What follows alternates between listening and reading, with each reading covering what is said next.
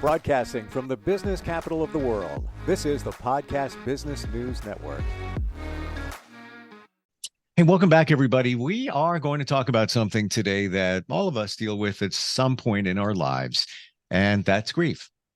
Grieving, whatever it may be. Could be a relationship, could be the passing of somebody that you care about. But what are the steps to get there to the point where you feel better? It's a long process, a long road, but there are different principles, and we're going to dig into that today with Georgena Grace, who is somebody that works with people on this all the time, even supports the professionals who do help people with grief. And she's back with us. Georgena, welcome. How are you? I'm great. It's so nice to be back. So wonderful to have you here. Last time we've unpacked a lot of stuff, even got a little emotional. I'm going to be honest with you there.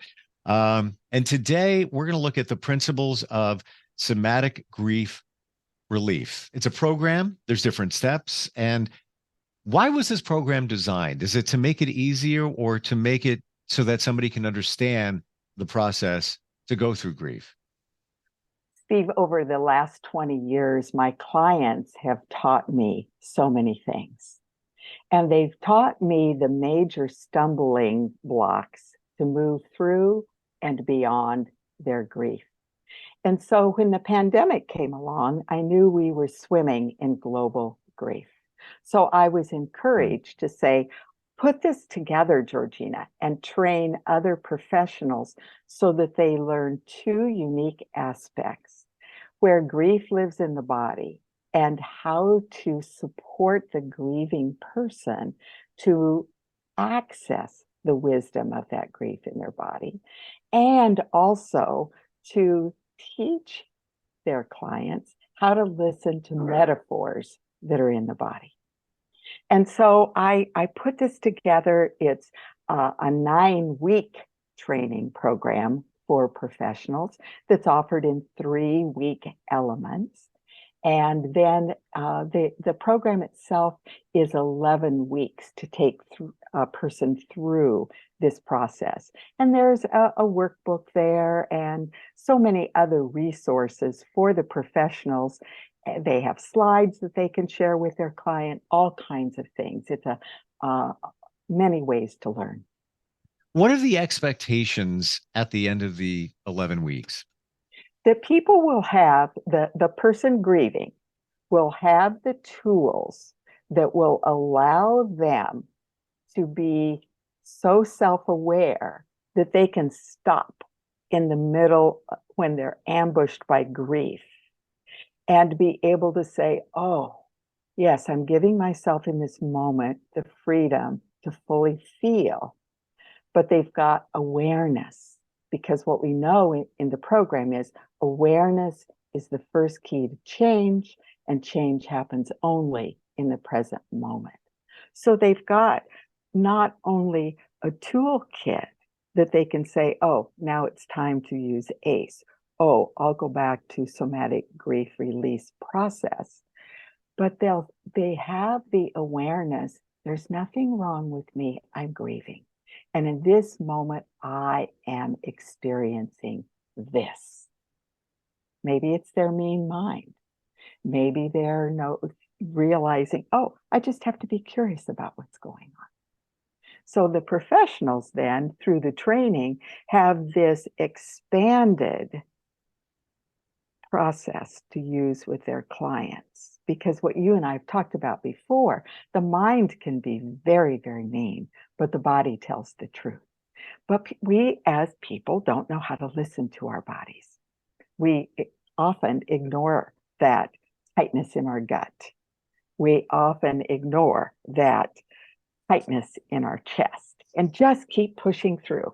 That's what we're so often programmed to do in our culture. And what you're referring to doesn't just apply to grief. It's everything. No. It's life. It really is. I call myself a transformational therapist because people come in with grief and they leave knowing, who am I now? And what is that going to look like? And sometimes it's just the tiny little imaginings of that. Scientists have found that in the cocoon, the caterpillar turns to mush.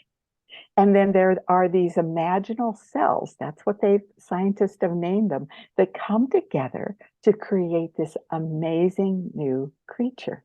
Well, that's who we are. We're turned to caterpillar soup so often when we're brought to our knees by grief. And then we, through this process that takes time and it's different for everyone, may emerge as a new creation. Do you feel, and we'll get to the different steps in just a moment, but do you feel when somebody is going through grief that there's so many different emotions and things in their mind? It's almost like a tornado, and when somebody close passes, there's a lot of logistics involved as well. So you have to process that. You have to process your emotions, all other family members, all of this happening all at once. Do you find that that's a big challenge? And what's the answer? Is it just getting out of your head and maybe just writing things down so it's clear in front of you where you are? At least you can see it.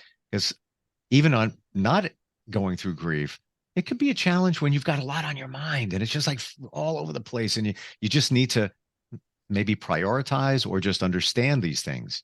What are your thoughts on that? I had the experience last Wednesday, Steve, of receiving a call from a former client that said, I need you. My husband dropped dead of a heart attack. Will you come to the house and see me and the children? And when I arrived, she said to me, Georgena, how do I do this? And I said, you do this by staying in the present moment. You do this by remembering your body is the path to the present. You do this one breath and one step at a time. So if awareness is the first key to change, and change happens only in the present moment, it's essential for people to come back to themselves. I interviewed a man for my podcast on Friday, and he was telling me that when he got that news that his son had died, he was just all over the place, just like you described, Steve. And he said, so I wanted to be with people, and then I had to go be by myself. So he said, I went into our walk-in closet, I turned off the lights, and I sat in meditation. Now, not everybody has a practice like that. That's what worked for this person. But what he was doing is, what he was doing is he was being in the present moment. He was feeling himself sitting on the floor in his body. Because so often when this news comes, we leave our body and we might not come back to it for months and sometimes years. I heard something recently, 2 words that help you do that, because you want to be in the present.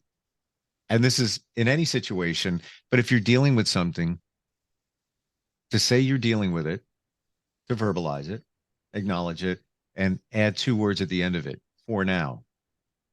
I'm Yeah. dealing with a passing. I'm dealing with anxiety or stress, and I'm doing it for now, for now. So that brings you to center, It and does. it's in the now. It's in the now. Absolutely. Absolutely. And you see, when you say that for now, that increases your awareness that it's this moment. Yes. And so many people become anxious because anxiety is that fear of the future. How am I going to do this? And so when I said to this woman, you're going to do it one step at a time, one breath at a time, remembering your body is the path to the present, you're going to be in the now. And then we did the cleansing breath like you and I have done so often. She and I had done it in the past in her sessions. And so we taught it to her children who were 8 and 12. Wow. Okay. Yeah. Yeah. It is challenging when you tell somebody you just got to live in the now. Somebody told me, I think I shared that with you in my journey. that what I was doing was looking at the past, looking at the future, but not being present in the now. And, it took me a while to kind of figure that out. But once you do, and then you put those words there for now, Mm-hmm. whatever it is, I'm dealing with stress from my job for now. Is Mm-hmm. it That's not going to right. last? And then when you can go into your body and notice, okay, where am I experiencing this stress? It might be on the top of your shoulders. So by simply Hmm. taking your hands and placing them on the top of your shoulders, what you've done is you've contacted your body. You've come into deeper awareness in the present moment. Are you gripping your shoulders? Are you simply placing your hands there, resting them there? What was it like for your body to feel you contacting it with your hands? See, all of those things then, Steve, bring us into the present moment. They heighten our self-awareness. Do you think it's also that we feel like we lost ourselves? Absolutely. Hmm. hmm Okay. Absolutely. Because it's all of a sudden, none of us have the control we think we do. It's like, life happens. Right. And so when we move out of that fear of losing control and realize, hey, I'm in a hurricane right now. Yeah. I can feel my feet on the floor. I can look you in the eye because you're here with me. That brings us back. And immediately, when I say those words, I feel a sense of calm because the Institute is Integrated Wellbeing Institute. And well-being is what we all have within us. Well-being within is inner peace. But in times like this, everything swirls around and it feels like it's lost. Yeah. It's not. We can come back to it. But it's a practice to learn to do that. Can we take a look at some of the principles from the Yes. somatic grief relief program? Sure, sure. So the very first two are from my teacher, Alana Rubenfeld. And the very first one is awareness is the first key to change. And the second is change happens only in the present moment. And then, Hmm. yes, yes, that's where change can happen. And that's what we've been talking about is being aware.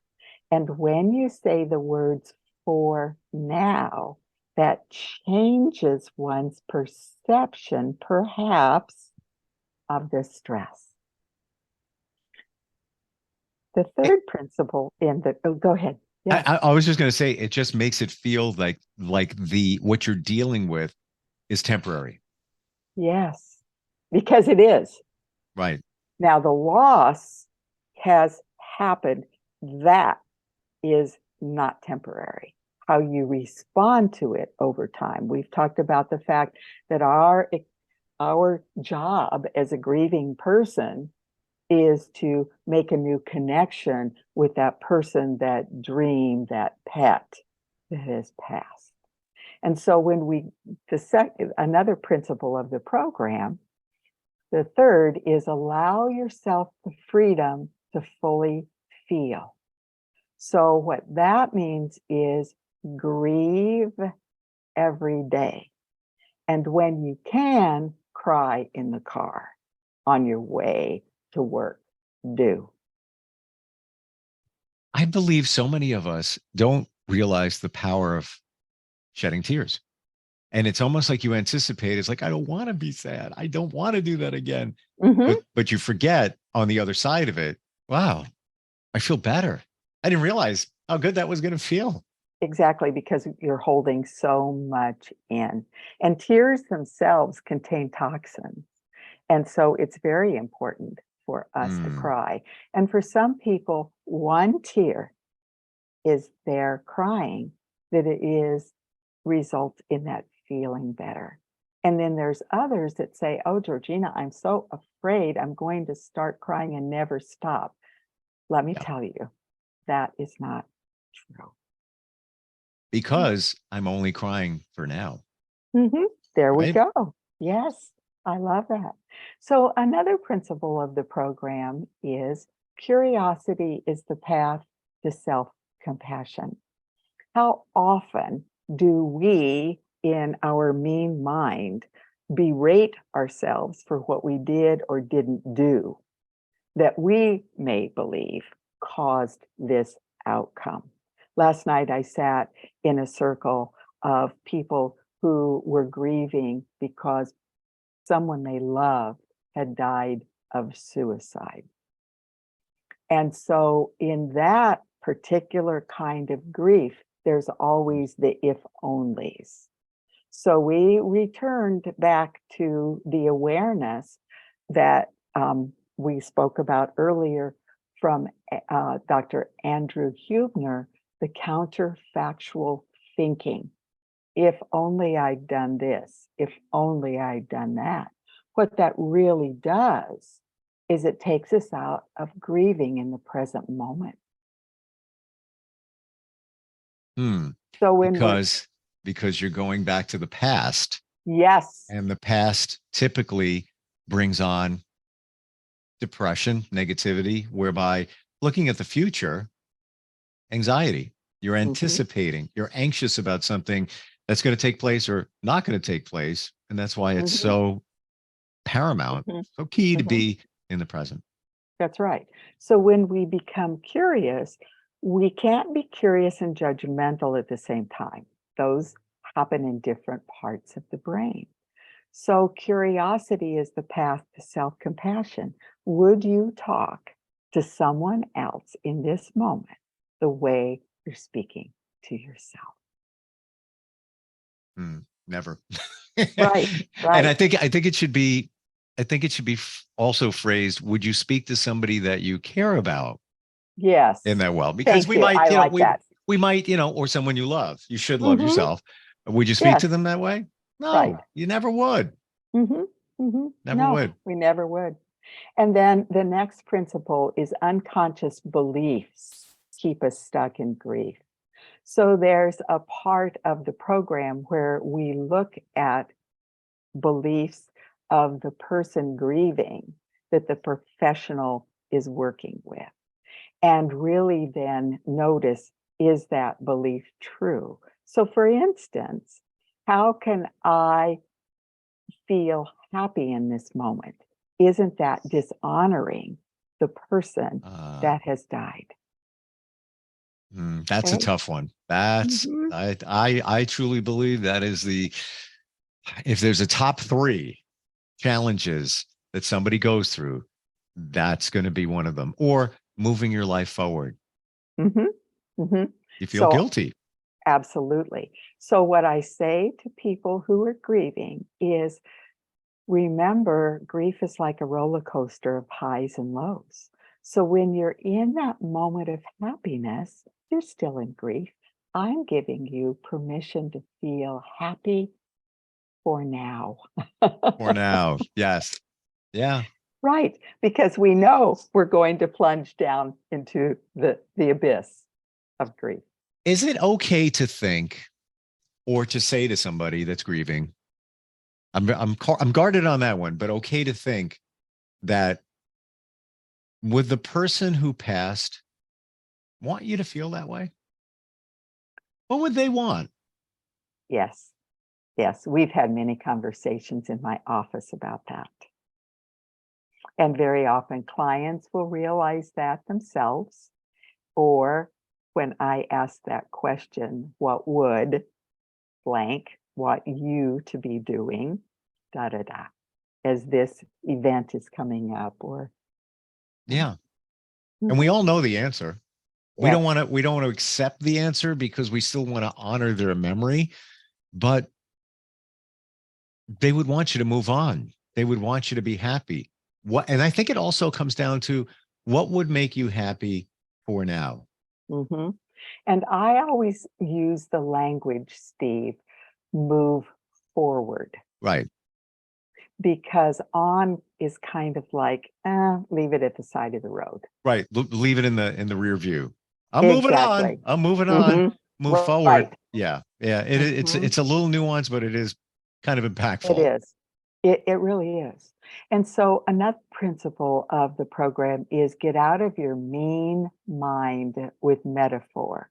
So when these negative thoughts come in, it's an opportunity to have self-compassion by scanning your body and simply noticing what's happening. Oh, my left shoulder, my grief shoulder is tight. I am Hmm. going to put my hand there, because the back of our shoulders is the back of our heart. So I experienced grief in the body for the first time when I went to the cemetery. And 6 months after my son had died, and I got this saber-toothed tiger feeling in my left shoulder, and it grabbed me. Wow. And months later, and so I screamed out loud, and a polite woman in Nebraska does not scream in the cemetery, but I did. And so when I started the body mind training program, then just 3 months later, it happened again. And I was working with someone who gathered the energy in my shoulder, ran it down my arm, and it disappeared like that.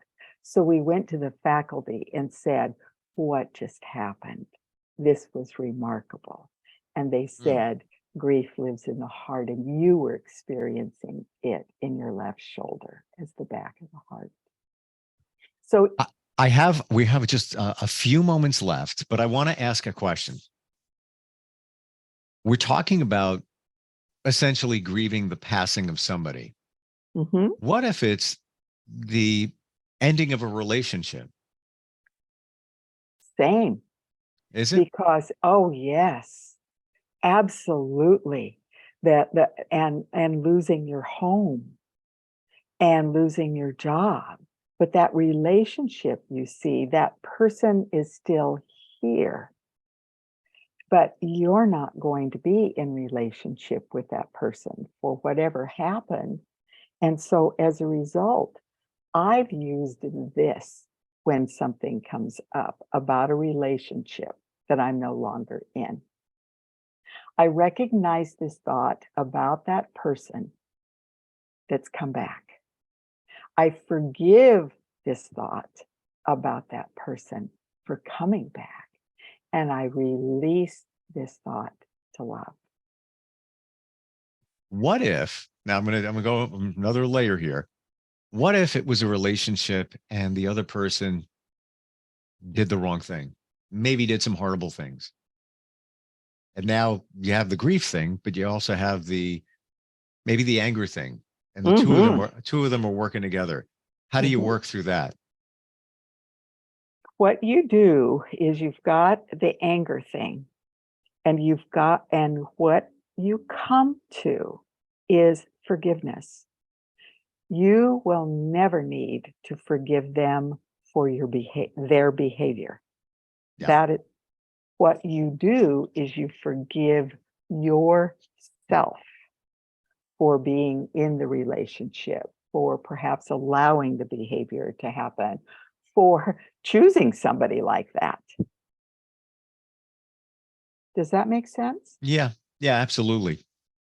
Um, Mhm. and powerful in that you don't condone, No, but never. you Mm, need to release it within yourself exactly. so you can move Because on. it forward, because it's Sorry. because you're in this cave, you see, of anger and all the horrible things that happened. And so it's like you've got a backpack on your back. And so to be able to come to the place where the backpack stays in the darkness of the cave, and you walk out into the light of day, knowing yourself, knowing and forgiving yourself. Because when we know better, we do better. I love that analogy, and I often use the backpack. It's an emotional backpack. You're carrying it around, and now you got to get rid of it. So all that stuff Mhm. is in it. just leave it in a dark place, Mm-hmm. leave Mm-hmm. leave it in that tomb, and then walk Mhm. out and walk into the light and just Mhm. move forward. Uh, Mhm. we're out of time. Went super fast.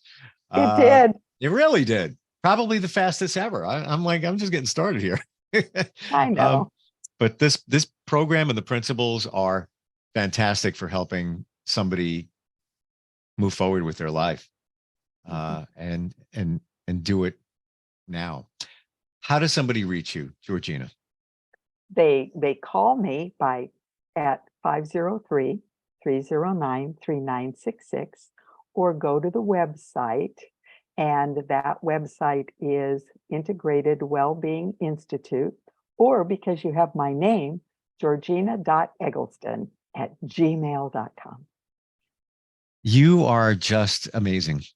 Just the way about you, the way you make things very clear and understandable, and just your energy and empathy is just it's never matched. It's amazing. Georgena, I appreciate you and everything you offer, and I'm glad you're there for people, and I'm glad you're here today. Thank you. It's been a joy. Take deep Thanks. care. Are you looking for even more of the podcasts and hosts that you love? The Podcast Business News Network is proud to announce that you now have even more ways to listen live. Check out the MyTuner Radio, online radio box, and Simple Radio apps on iOS and Android, or find us online. Search for Business News Network on mytuner-radio.com, or search Podcast Business News Network on streama.com and onlineradiobox.com/US. Take your podcast on the go and don't miss a minute of the action.